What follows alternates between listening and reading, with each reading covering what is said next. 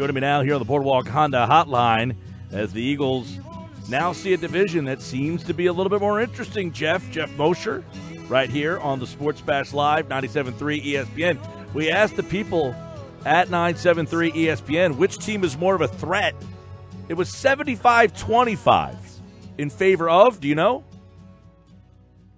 I've been listening to your show, and I believe what you said was it was the Redskins who people more fear. Can you believe that? 75% say the Redskins are more of a threat. I get it. Like, people don't like Dallas, but I thought it would definitely be closer. These two, I mean, Dallas kicked the crap out of Jacksonville yesterday, man.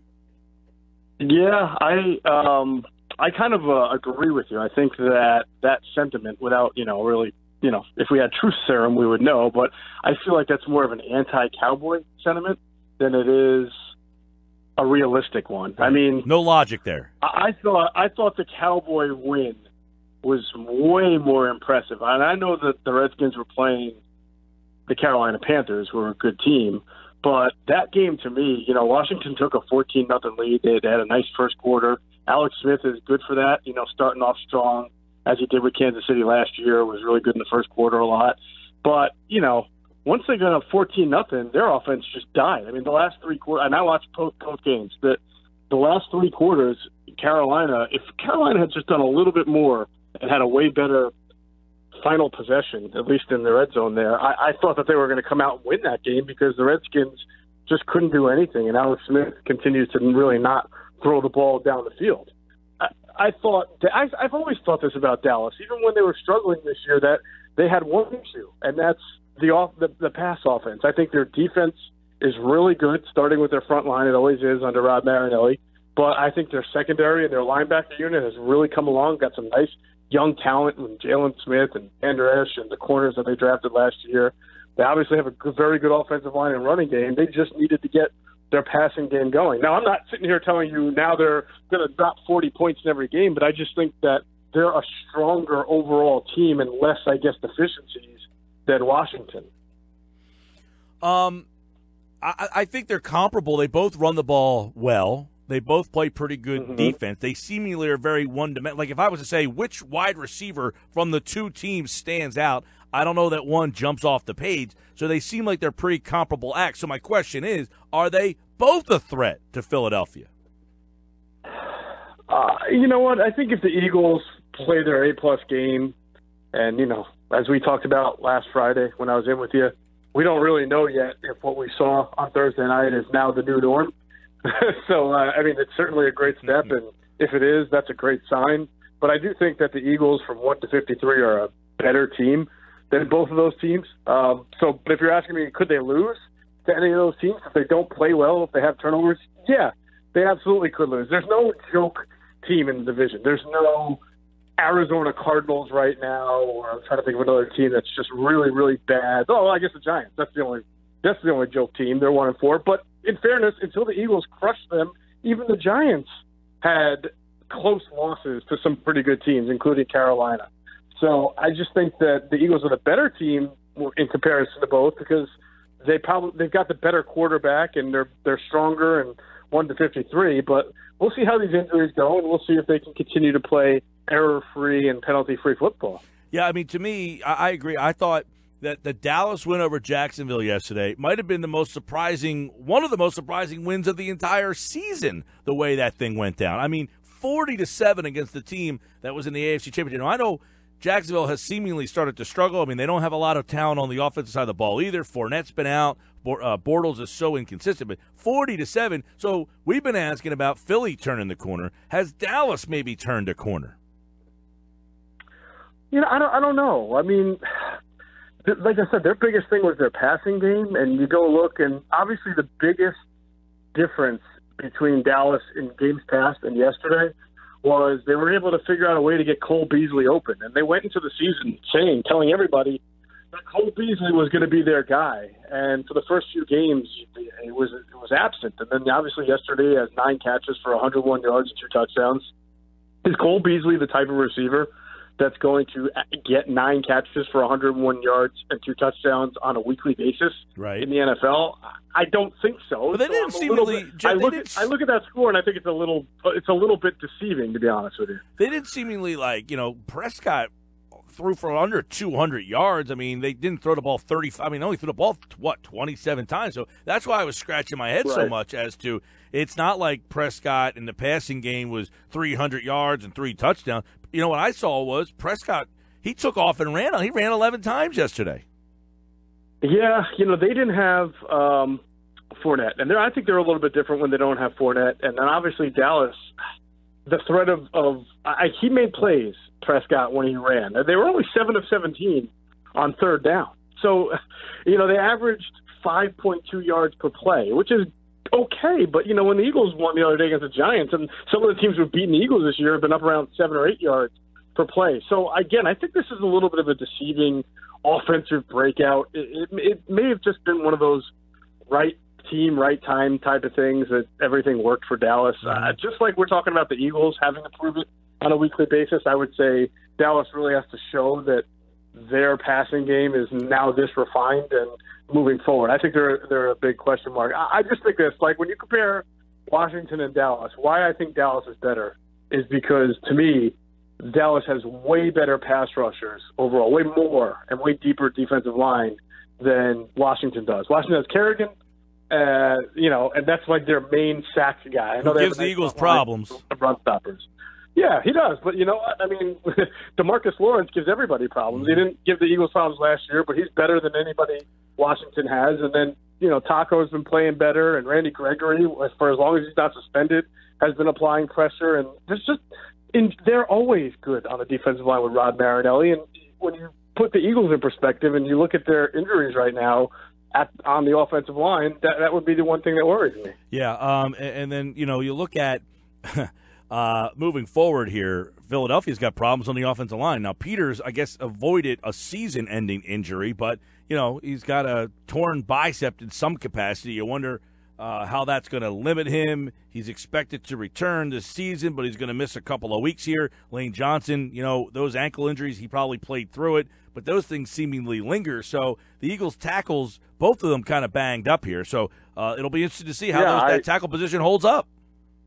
Yeah, I'm actually writing a story right now. I spoke with Todd Hermans today, who had a torn bicep tendon in 2014 when he was playing right guard for Chip Kelly. Tried to give it a go for 1 week, and then he couldn't. He sprained. He told me he sprained his ankle the next week, and that's when he just kind of went to the sideline and said, I got a torn bicep and a sprained ankle. He said it was the first time in his career where he really thought that the guy who's his backup was better equipped to play than him. That's understandable. Trent Cole, I spoke to Brent Selleck. Now, I didn't know this. I don't think anybody's known. Selleck tore a bicep in 2010 and never had it treated. He said it was actually he was having a shoulder injury that was so severe that the biceps tear made it made everything feel better after that. He said he had a few weeks of discomfort, and after that he felt fine, which is staggering. Trent Cole also had some bicep tears, I think, in each one, and he never missed more than a game.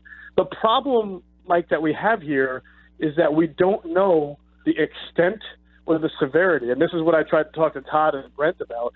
Don't know the severity of it. We have to assume it's obviously not on the high end of severe because they're saying he's going to push through it. But I reached out to an NFL head trainer, not an Eagles one, that I know, and asked, well, what's the deal here? What would you say is feasible? What kind of level should Jason play at?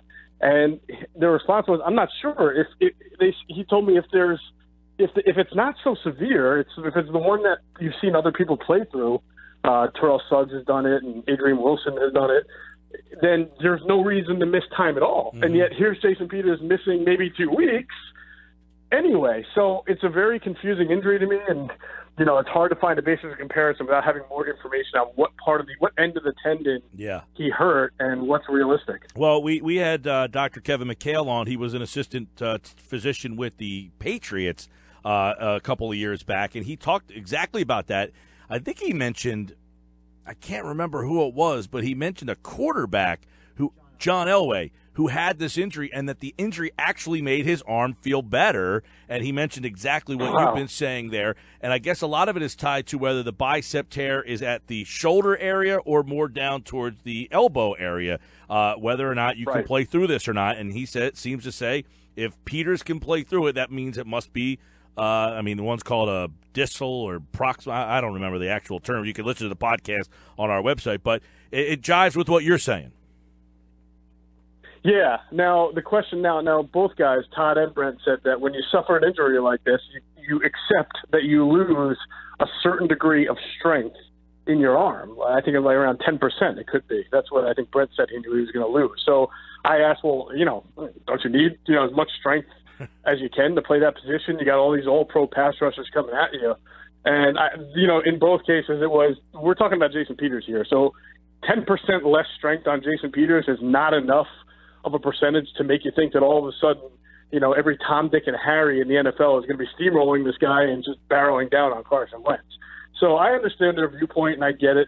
Peters is a beast, and Terrell Suggs is a beast. And when you get to these guys who are just unbelievable at what they do, they can play through a little bit of discomfort.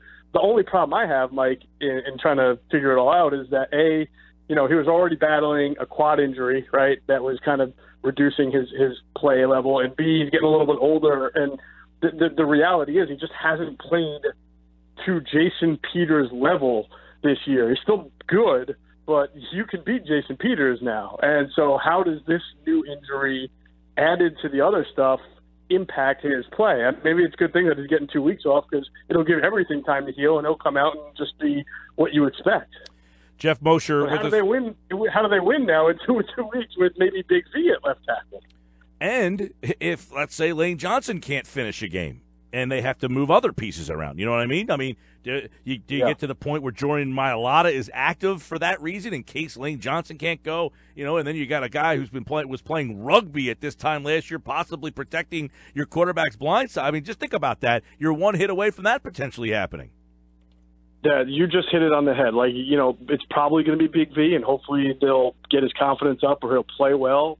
But regardless, what if Big V or Lane Johnson, who's now playing through this ankle thing, get hurt? Yeah. Then you are literally one snap away from Jordan Mailata being into the game. And no, we were all impressed with Jordan Mailata in the preseason, but we know it's a whole different world. This guy has never played an NFL game. I want to get your take on this. I know the trade deadline, everybody loves to hear trade stuff, and there's names out there. But, my